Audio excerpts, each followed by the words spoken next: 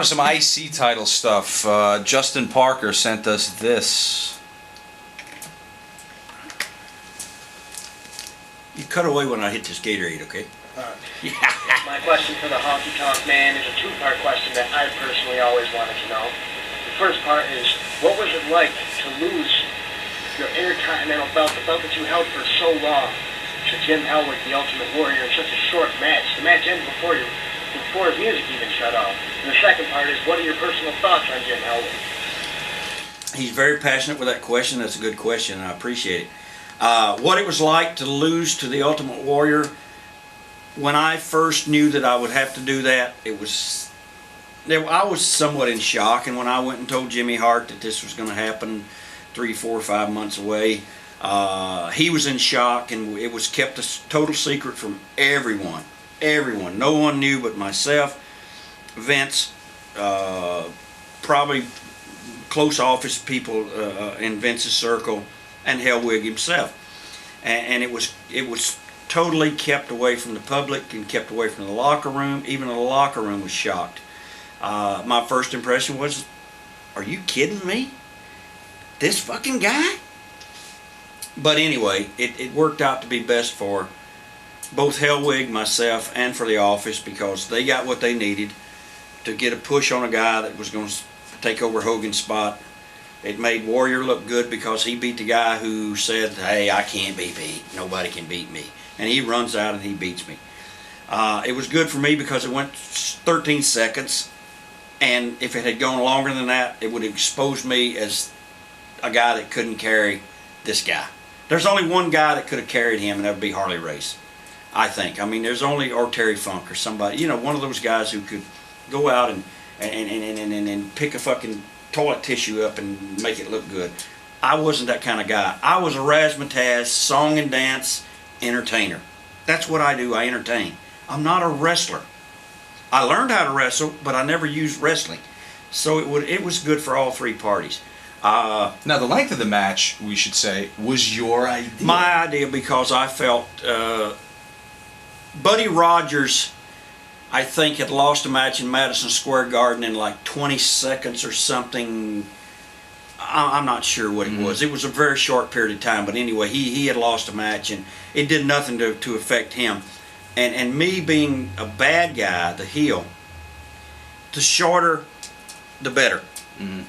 Why go out and have a long, lengthy match and then lose that match? Then people go, well, you weren't as good a champion as you said you were. But when I go out and I say, I'll take, see, technically, now I'm going to technically, that was not the match on the card. It was me against Brutus the Barber Beefcake. So I said, I don't care, just get me anyone out here. So technically, I really didn't lose. Right. So I should still be the champion. It works for everybody in the end, right? Yeah. And you worked the program with him after that. Yeah, and I can tell you that the place exploded when his music hit, and he ran out, and when he splashed me for the win, the roof. I don't know that Hogan had a louder pop at any time in his career than that night. It was explosive. You know, I got 22 grand. I was happy, and I went home. Okay, in keeping with that theme, Honky Tonk Man. Okay, we're getting a little rough here. I guess kind of linked to the Hall of Fame thing. He says, "What are your thoughts on Howard Finkel and the other Office guys?" I think Howard Finkel. I think we bunched this in because I think he's the kind of the contact for the Hall of Fame. Howard is on the old MASH shows on TV. There was a guy called Radar. Radar had the ears. He heard everything, and he had the eyes. Howard Finkel is Radar. He befriends you, a nice guy, lovely person. He has, I guess, what I hear, one of the largest collections of XXX sex tapes of anybody in the world. Not homemade. Well, whatever he does on his own time is his business, but we all got skeletons in the closet. But anyway, Howard, that was my nickname I gave him, Radar. Because on the MASH show, Radar was the guy who had the ins and outs on everything that was happening on the base. Any of the other Office guys that you got along with particularly well, or maybe? Oh yeah. So the next day we go in production meeting. Now mind you, they never told me what time production meeting was. As if they didn't want me to show up. Because if you miss production meeting, then you got heat from the office. But no one said production meetings tomorrow at 1 o'clock. Production meetings tomorrow at noon. And you were required, all the TV talent was required to go to the Production meeting, yes. If you were doing anything behind the scenes, you had to be at the production meeting because that's when they set and told you the layout. That was the what do you call it? Format? The format of the day, of the night. Now, that could change. At that time, it changed minute by minute.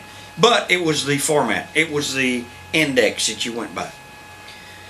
So I would, happened so, I just saw somebody, I said, what time's the production meeting? No one ever came to tell me. I'm going out to do commentary, but no one would tell me, like you saying, we're going to shoot tonight at 6:30. That's, to me, or be here at 6 for a production meeting. We'll go over what we're going to talk about. But if you don't tell me, and now you show up at my room at 6 and say, where the fuck are you? How come you didn't show up? No one fucking told me. So that happened. Anyway, I got in a production meeting that day, that Monday, after that WrestleMania in Chicago. Now, I don't know if Vince was trying to bury me or what. He comes in, sits down, and goes, we had a hell of a show last night, folks. I think it's one of our best ones we ever had. And with that, he looked at me and he said, Honky Tonk Man, fucking great energy on that commentary. Holy shit, you kicked it up a fucking notch. Keep it up. Let's do it again tonight. And I could just see Jim Ross and Jerry Lawler. Because they were, at that point, if you go back to that point in time, they were so bland and so non-energized. It was like, this is our job. We do lethargy. Holy shit, there's Stone Cold, there's The Rock. Oh, okay. Puppy. Vince says, hell of a job. Great enthusiasm. Keep it up. Let's do it again tonight. And I could just feel it. You know, there's times in your life when you can feel people just going, get the dagger out. We're going to chop this motherfucker up. And what happened? I got chopped up. All of a sudden, shit started happening. Oh, is that when the headset was unplugged and all that shit? Shit started happening. Oh, okay. Yeah. And Russo and I can't prove that Lawler and Ross had something to do with it, but I blame them. Here's why. We did WrestleMania 13 in Chicago. They sent me out to do commentary with Rocky Johnson, The Rock, the Kid and the Dad, Sheik, and the Sultan. That was a match. Sheik and Sultan against Rocky Johnson and The Rock. Mm-hmm. Sheik in a corner, Rocky Johnson in the corner, and The Rock and the Sultan. Anyway, I'd been so pissed off about the way this whole TV thing had gone, about what they were trying to fuck me around. I said, fuck it. I'm going out here today, and I'm going to blow this fucking lid off of this shit. And if you go back and watch WrestleMania, I think it was 13 from Chicago, I started doing, I went out there, and as soon as I sat down beside Vince McMahon and Lawler was sitting there, I went fucking nuts. You shake my nerves and you rattle my brain. Oh, you make a honky tonk man go insane. Oh yeah, this is gonna be a big one, Vince. And I never gave them a chance to say shit. Come on, get in there, Sheik. Put the boost to him. Put the boost to him. Kill that Rocky Johnson. Kick that shit. Get paid that shit.